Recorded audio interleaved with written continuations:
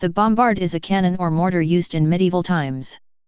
This weapon was a large caliber, muzzle-loading artillery piece mainly used during sieges to throw stone balls at opponents' walls. The primary use was to break down the walls of the enemy so the army could get to them. Most bombards were made of iron and used gunpowder to launch the projectile through the air. There are many examples of bombards, including Mons Meg, the Dardanelles Gun, and the handheld bombard. Larger bombards are sometimes included in the family of super guns. They were used throughout the Middle Ages and the early modern period. The weapon provided the name to the Royal Artillery rank of bombardier and the word bombardment. History of bombards. The oldest representation of a bombard can be found in the Chinese town of Tatsu.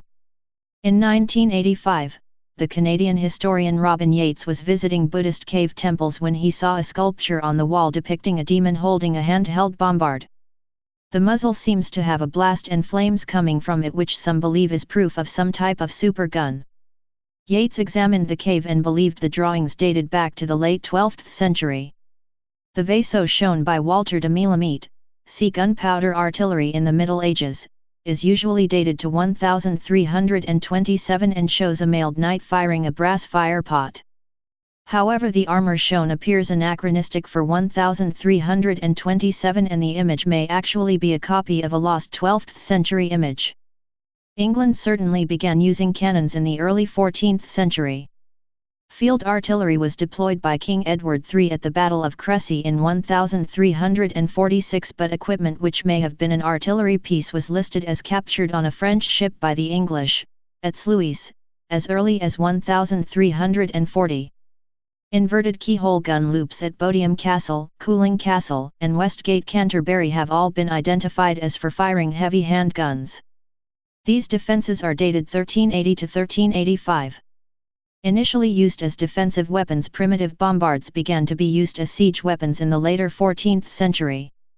Henry IV, Henry V, and James II won battles with the use of bombards.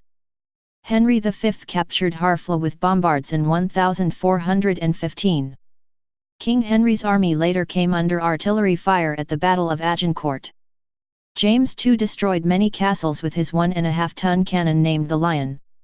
The French reconquest of their kingdom from English control saw the use of considerable French artillery in the siege role. The French in this period preferred to avoid attacking English longbowmen in open battle and relied on siege and reconquest by siege tactics. However, the last battle of the 100 Years' War saw English commander John Talbot lead an Anglo-Gascon army against dug-in French troops equipped with 300 pieces of artillery at the Battle of Castellion in 1453. The French camp had been laid out by Ordnance Officer Jean Bureau to maximize the French artillery arm. The Anglo-Gascons were shot to pieces and Talbot was eventually killed. Most bombards started with the construction of a wooden core surrounded by iron bars. Then, iron hoops were driven over these bars in order to surround and cover them.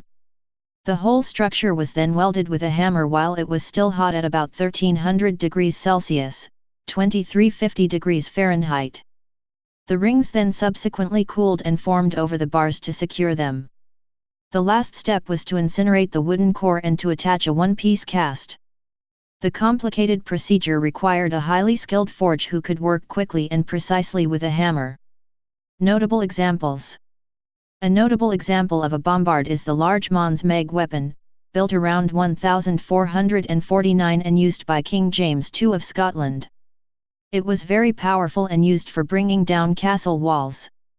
The origins of the Mons Meg are not fully known, but according to Philip the Good, Duke of Burgundy, it was his idea. It was ordered around 1449 and had similar construction to a typical bombard. However, the Mons Meg was seldom used because of several factors. First of all, it was incredibly hard to transfer because it could not be disassembled and additional frames were needed to keep it steady during battle. These frames were not reliable and also very dangerous, claiming 2 deaths in the defence of Edinburgh when it was being set. Mons Meg was capable of firing 180 kilograms, 396 pounds, shots and was one of the largest bombards in its time. It is now housed on public display at Edinburgh Castle. A bombard with a bore of approximately 12 inches was found when the moat of Bodiam Castle, Kent, was drained. A muzzle loader of hoop and stave construction, it is believed to be the oldest piece found in England and may be late 14th or very early 15th century. It was possibly dumped in the moat following an abortive siege at the castle during the Wars of the Roses. The original is now at the Royal Artillery Museum at Woolwich, but a copy has been on show at the castle for many years. The Star Gun Company has built a Bodiam Bombard replica while local newspapers report a replica was being fired at the castle for visitors during 2012. Other known 15th-century superguns include the wrought iron Pumhart von Ster and Dull Griot as well as the cast bronze Fall Met, Fall Greet and Grossbox.